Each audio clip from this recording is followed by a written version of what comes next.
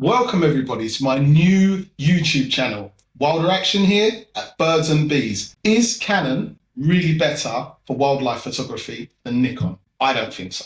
Me personally, for what I shoot, which is insects in flight and birds in flight. I shoot really fast moving wildlife. The reason for that is the lower rolling shutter, almost non-existent in the Nikons. The Canon, I used to have to throw away quite a lot of pictures. But saying that, my most liked picture on Instagram with 57,000 likes is actually with rolling shutter. But I think that's because people don't understand what rolling shutter is. And to the normal layman, not a camera person, wings bend. Wings don't really bend like they do with rolling shutter. I also like the ergonomics of the Nikons when it comes to grip. These are rubberized texture grips on the Nikons, here and here. But you can hold these like very easily and not drop them. The Canon, maybe because I've had it so long, I don't know. This is quite slippery. Not slippery, it's not so rubberized. The things I do like about the Canon, however, are the amount of controls on the outside of the body. I like rings. I like things that just move nice and quickly. Yeah, I have 4 on this. That's because the adapter we use for this it has one here. You do have it on the Nikon, but there's no point using them on the Nikon. Partly because they don't click. Nikon, if you're listening, they need to be clickable. With the Canon, it's just in the right place. Even on their other lenses, you can do it in other places, but they're always clickable. There's 4 controls on here. With the Nikon, you still have to press the ISO button, which is crazy in this day and age, to change the ISO. So I've got used to it now, but it took me a long time to get used to that. Also, what I like about the Nikons is the lens ecosystem. They're cheaper, lighter, and in my mind, they give out a much higher quality of image, even compared to the high quality Canons.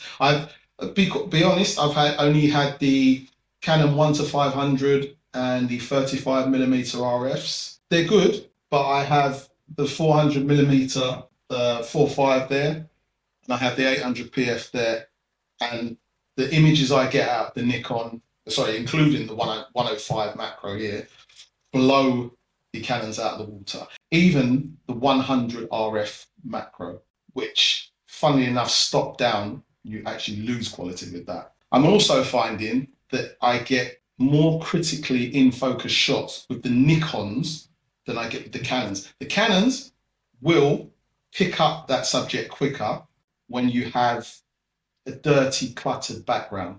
But in clear air, they're pretty much on par. But when it comes to critical focus on the bits you need in focus, especially on insects, because if you miss the eye, you've lost the shot. You might as well just forget it, bin it. For me, I've got to that level where I need the highest quality. Everybody needs the highest quality, but it's like when you shoot birds.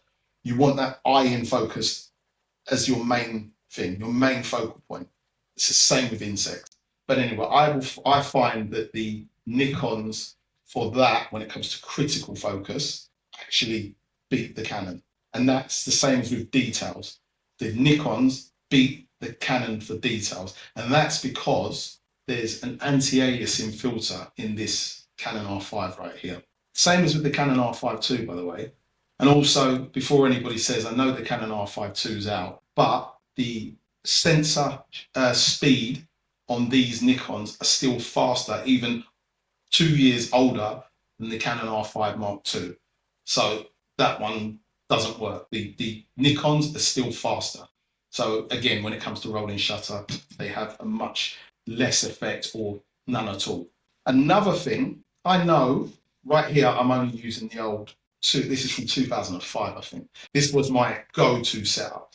The the Sigma 150mm non-stabilized lens. Paired with this camera, it's amazing. I can shoot subjects from back here and get macro shots of them. With my 105, the same as with the Canon 100, if you want a good flight shot to shoot something like that, you need to be here or even closer.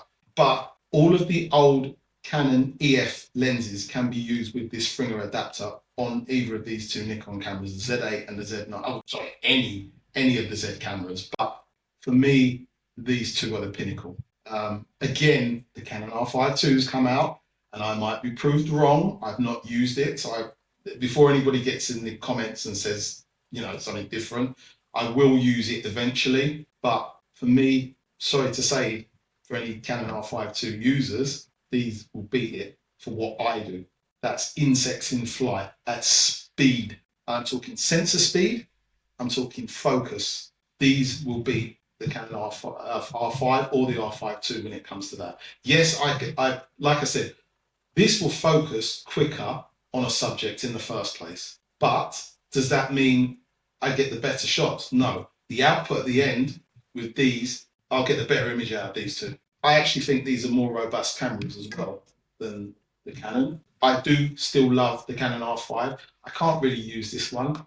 Not bricked, but it's got error 20 on it, which is a shutter error. So even if you don't use the shutter and you just go mirrorless, it still sends up the error 20. So you switches on, you can use it for a little bit, and then after maybe half a minute sometimes, if you're lucky, it'll shut down again on you. Just keep doing that continuously. I had to send it into Canon to get fixed. It's going to cost too much to fix that. So pretty much got a brick right here, right now. If you'd like to learn anything else about photography, I'm pretty self-taught, some of it from YouTube, but I do experiment a lot, as you can see, experimentation. I have a Patreon account, and I'll be sending all my tips and tricks to that. If you like to see my photos, again, look in the description. You'll see at Birds and Bees and at Wilder_Action, which is my Twitter, Facebook, Threads, Instagram accounts. Okay? Anyway, love you all and see you on the next one.